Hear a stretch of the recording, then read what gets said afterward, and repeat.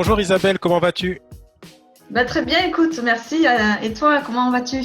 Ben ça va, très très bien. On accueille aujourd'hui Isabelle dans notre chronique d'impact évolution, parole à nos clients, parole à notre réseau. Donc Isabelle, toi tu as travaillé pendant 25 ans dans le milieu de l'événementiel et puis il y a des faits de vie qui t'ont amené aujourd'hui à être coach en santé naturelle et tu donnes de l'énergie aux gens, que ce soit dans le cadre de leur travail ou tout simplement dans la vie privée.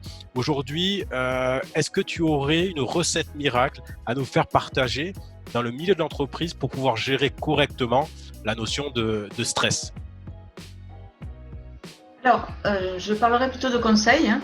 Le premier conseil que je donnerai dans cette période, c'est l'utilisation de certaines huiles essentielles pour leur côté antiseptique, anti-infectieux, anti-stress et hyperstimulantes.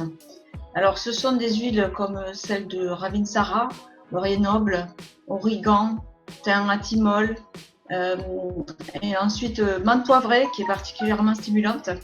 Donc, pourquoi? Parce que ces huiles, elles sont antiseptiques, comme je disais, elles aseptisent votre espace de travail, elles vous protègent des maladies infectieuses, mais tout en vous stimulant sur un plan intellectuel, hein, et en favorisant la relaxation. Donc, je dirais, une meilleure condition de travail en général. D'accord?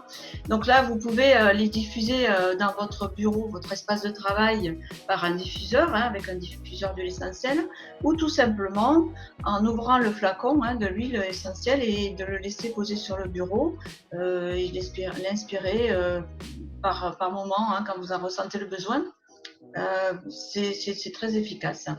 Ensuite, je dirais que pour une deuxième technique qui est hyper stimulante aussi, mais en même temps qui favorise la prise de recul, et notamment sur les prises de décision, hein, je dirais que c'est la technique de la cohérence cardiaque. C'est une technique de respiration qui est plébiscitée par de nombreux neuroscientifiques et surtout des cardiologues.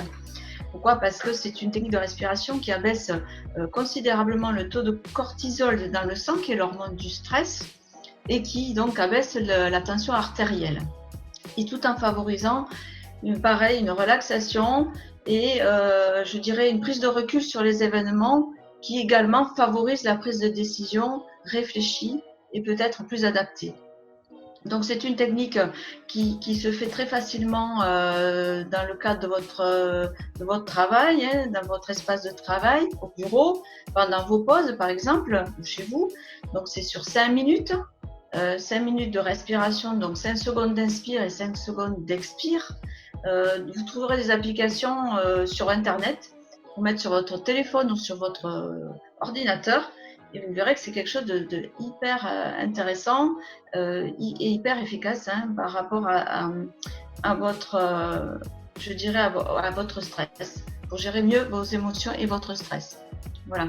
Ensuite, ce que je pourrais rajouter là-dessus, c'est ce que je fais moi aussi, c'est en permanence de mettre une petite musique en fond sur votre ordinateur, par exemple, ou votre téléphone, une musique classique, jazz, violon, par exemple, qui favorise la relaxation, mais également stimule la concentration et votre vigilance. Donc ça c'est quelque chose que vous pouvez mettre en place très facilement. Voilà, c'est les trois, je dirais les trois conseils que je vous donne pour aujourd'hui.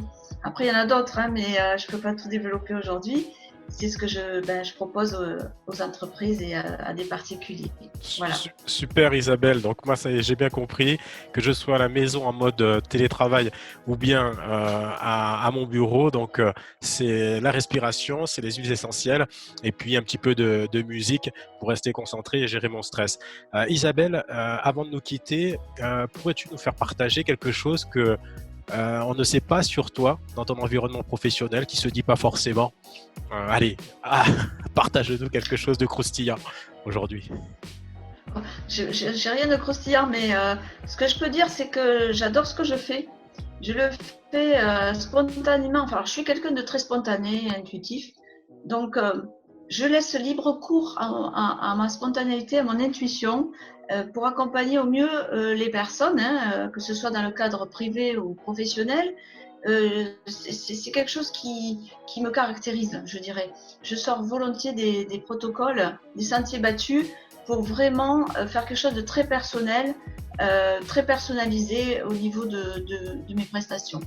Voilà. Je ne sais pas si j'ai répondu à ta question, mais c'est quelque chose qui m'anime très profondément. Voilà. On pourra C'est voir, être moi-même avant tout. oui, mais pour avoir pu bénéficier de tes prestations, que ce soit dans le cadre professionnel et privé, je peux en attester du sérieux et du bienfait de tes conseils. Isabelle, simplement, merci beaucoup d'avoir joué le jeu des questions-réponses. Et puis, on te Merci à dit toi, Valentin. à bientôt pour de À nouvelles bientôt. aventures et des conseils sur notamment la gestion du stress en entreprise. Au revoir. Merci beaucoup. Au revoir.